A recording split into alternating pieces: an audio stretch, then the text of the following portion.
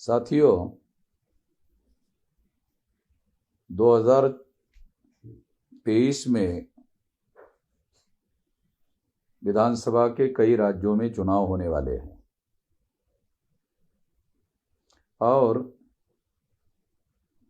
2024 में लोकसभा के चुनाव होने वाले हैं।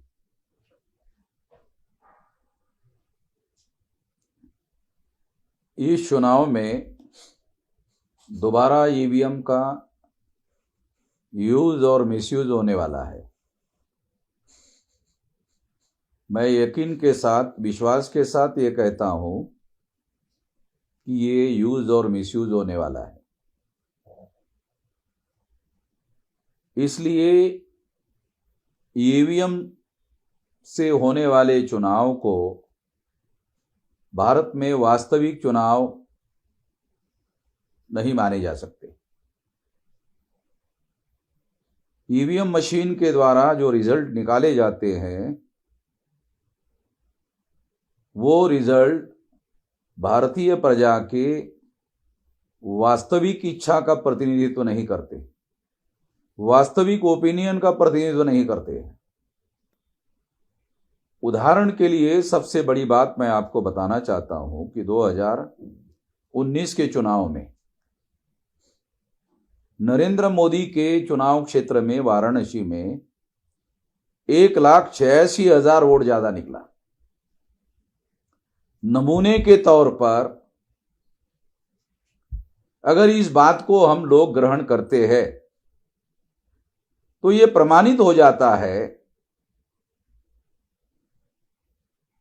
यह सिद्ध हो जाता है कि ईवीएम में घोटाला करके चुनाव हो रहे हैं। ईवीएम आने के पहले भारत में बाइपोलर सिस्टम अवेलेबल नहीं था, द्विदलीय तंत्र उपस्थित नहीं था। मगर ये द्विदलीय तंत्र जो है वो ईवीएम के द्वारा स्थापित किया गया। वो तंत्र ये है कि 2004-2009 में कांग्रेस ने चुनाव जीता और 2014 और 2019 में बीजेपी ने चुनाव जीता। इसलिए ये बात प्रूव हो जाती है, ये सिद्ध हो जाती है कि ईवीएम की वजह से दो दलीय सिस्टम जो है सामने आ रहा है, जो 2000 तक उपलब्ध नहीं था।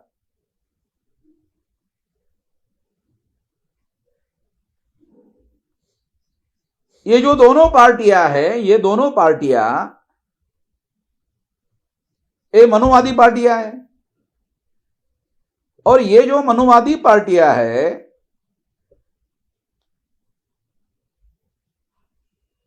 उसके नियंत्रण में है। ये मनुवादी लोगों के नियंत्रण में ये पार्टियां चल रही है, उन्हीं के लोगों के द्वारा ये बनाई हुई पार्टियां हैं।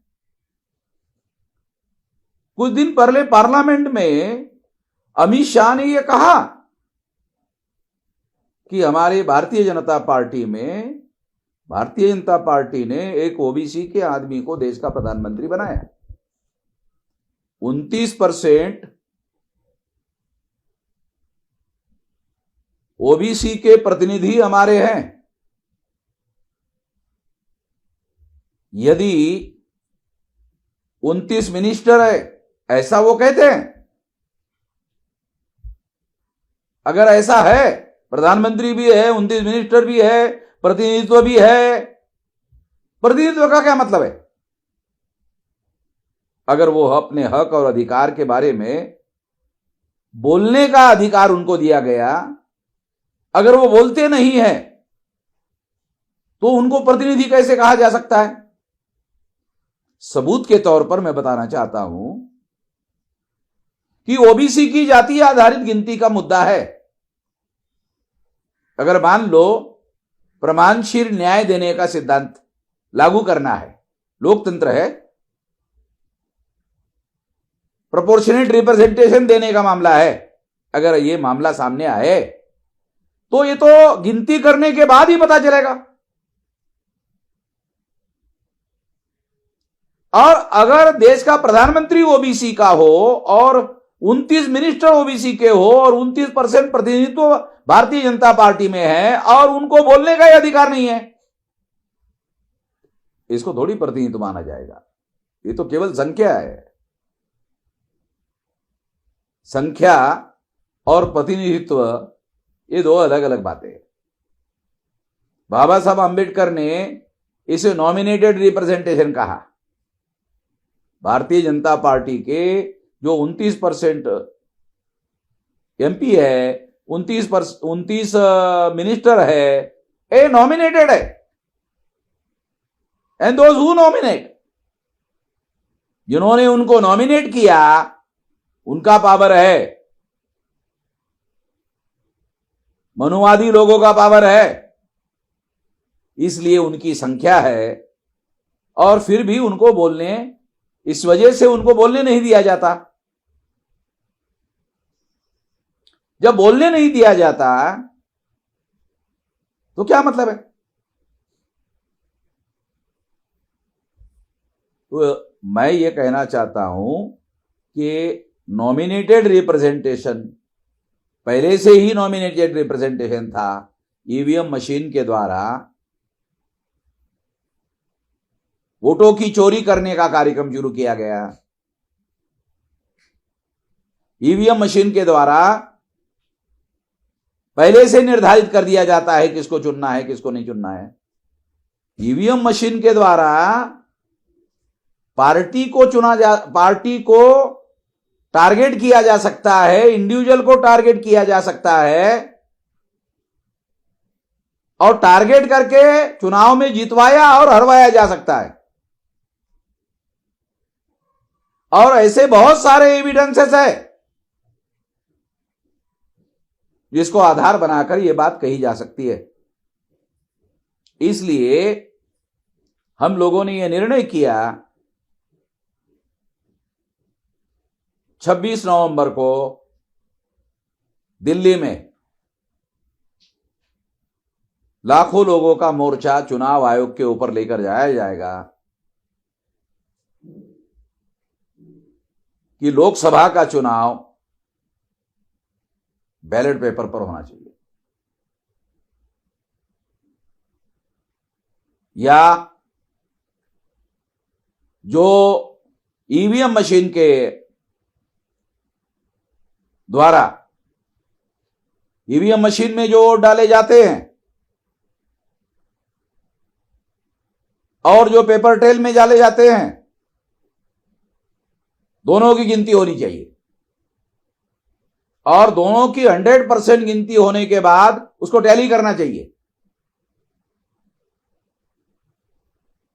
जब तक ऐसा नहीं होता तब तक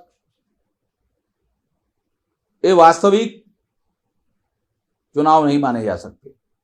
इसलिए हम इसके विरोध में हैं और इसका विरोध करने के लिए लाखों की संख्या में लोग सारे देश भर से, मैं देश भर के लोगों को, सारे देश के लोगों को, 32 स्टेट के, 567 स्टेट के और जो नए जिले तैयार हो रहे हैं, दिसंबर तक हम लोग 729 जिलों में हमारे संगठन का जाल तैयार कर रहे हैं। उसमें से सारे देश भर के लोग जो है वो उसके विरोध में आंदोलन करने के लिए दिल्ली में लाखों की संख्या में आए और चुनाव आयोग के ऊपर हमें ये मोर्चा लेकर जाना है। मैं तमाम भारत के लोगों को अनुरोध करना चाहता हूं और खास तौर पर SC ST OBC minority कुनबी Maratha लोगों को अपील करना चाहता हूं कि वो सारे लोग जो है दिल्ली में चुनाव आयोग के ऊपर मोर्चा निकालने में लाखों की संख्या में सहभागी हो। इतना ही मैं कहना चाहता हूं। धन्यवाद।